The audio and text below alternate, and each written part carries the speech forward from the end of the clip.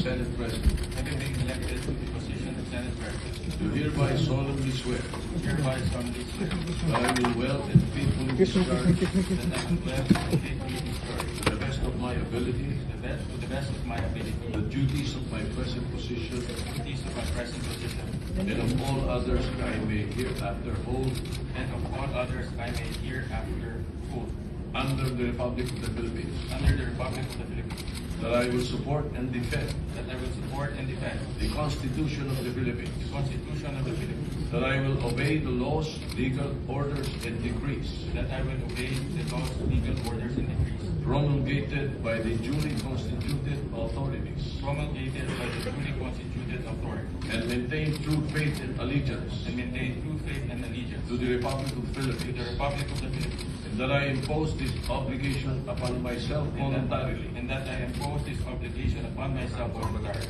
without mental reservation without mental reservation or purpose of evasion. or purpose of evasion. So help me God. So help us God. Congratulations, sir. Thank you.